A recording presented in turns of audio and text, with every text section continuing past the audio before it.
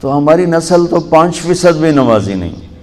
تو پہلا کام یہ ہے بچوں، اپنے سر کو اللہ کے سامنے جھکانا سیکھو، ورنہ انسان اور جانور میں کوئی فرق نہیں. بلکہ اللہ کہتا بل ہم اضل، یہ جانوروں سے بدتر ہیں، چونکہ جانور تو اللہ کو مانتا ہے، اللہ کی تسبیح پڑھتا ہے، اللہ کو یاد کرتا، اور انسان ہو کر اذان کی آواز سنتا ہے اور بیٹھا ہوتا ہے. تو میرے رب نے، میرے نبی نے ہم سب کو، آپ سب کو، آپ ہماری نئی نسل ہیں، اپنی بنیادیں ٹھیک کر لو. موت پیچھے پیچھے ہے، نہ جوان کو دیکھتی ہے نہ بوڑھے کو دیکھتی ہے. تو ایک آپ سب کی نماز زندہ ہو، کوئی بے نمازی نہ ہو. ایک ایسا فریضہ ہے، جب آپ دنیا سے جا رہے تھے اور آخری لمحات تھے اور آپ نے ملک الموت کو روح قبض کرنے کی اجازت دے دی، تو اس وقت آپ نے 2 باتیں فرمائیں، الصلاۃ وما ملکت ایمانکم. میری امت، ایک نماز نہ چھوڑنا، ایک اپنے نوکروں کے ساتھ بدتمیزی نہ کرنا. نوکر کو فارغ کر دینے کا کہا لیکن بے عزت کرنے سے روک. تو 2 باتوں کی وصیت فرمائی کہ ایک نماز نہ چھوڑنا اور ایک میری امت کے غریبوں پر رحم کرنا. تو جو پہلی میری بات یہ ہے کہ آپ سب میں کوئی، آپ کے ٹیچر، آپ کا عملہ، آپ میں کوئی بے نمازی نہ ہو. کبھی چھوٹ جائے قضا پڑھ لو، چھوٹ جائے قضا پڑھ لو. 1439 سال میں اگر کہیں نماز چھوڑنے کی گنجائش تاریخ میں نظر آتی ہے تو وہ کربلا کے واقعہ میں میرے نبی کے نواسے اور ان کے لشکر کے لیے گنجائش نظر آتی ہے کہ ظلم کی انتہا ہے اور مظلومیت کی بھی انتہا ہے، بے بسی کی بھی انتہا ہے، اور نماز نہ بھی پڑھیں تو جنگ سے پہلے حضرت حسین کی آنکھ لگ گئی، آنکھ کھلی تو ہنسنے لگے. تو بہن نے پوچھا کیوں ہنس رہے ہو؟ کہنے لگے اللہ کے نبی خواب میں آئے، کہہ رہے ہیں تجھے لینے آ چکا ہوں. تو اب یہ نماز نہ بھی پڑھتے تو کیا تھا، اللہ کے نبی تو استقبال کے لیے کھڑے ہیں. لیکن عین جب بے بسی انتہا پر تھی اور سورج یوں ڈھلا تو آپ نے ایسے اشارہ کیا، کس کو؟ زہیر، آپ کے لشکر کے ایک نوجوان زہیر، کہ شمر سے کہو تھوڑی دیر رک جاؤ، نماز پڑھنے تھی. اب بچے، میں نے بھی ہاسٹل لائف، تم تو ہاسٹل والے نہیں ہوگے، میں نے تو ہاسٹل لائف دیکھی 11 سال کی عمر میں. 11 سال کی عمر میں سینٹرل ماڈل اسکول لاہور چلا گیا، پھر گورنمنٹ کالج، پھر وہاں سے اللہ نے تبلیغ میں لگا دیا. تو ہمارے آگے ایک وارڈن اسکول میں نا، تو وہ تھے نمازی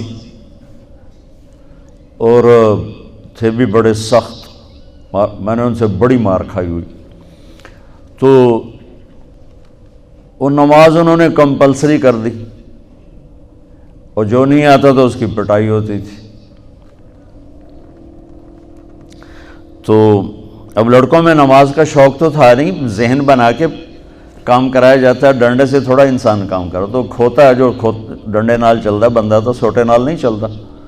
تو عشاء کی نماز ہو رہی تھی اور میں بالکل آخری صف میں کھڑا تھا، سردیاں تھیں.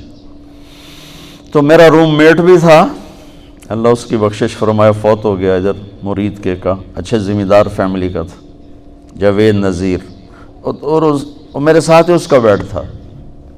تو اس نے میرے ساتھ آ کے نماز کی نیت باندھی.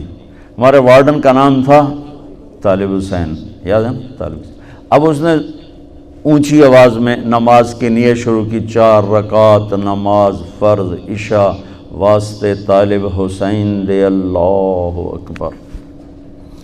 اب میں بھی تو واسطے طالب حسین تھا، میں نماز میں کھڑا ہوا، میں نماز میں نے کہا ایک ہی کیتا ہی وہ کہتا ہے اسی طرح میں طالب حسین دی پڑھدا پیا، میں کڑا اللہ دی پڑھدا پیا، اللہ اکبر رکوع میں.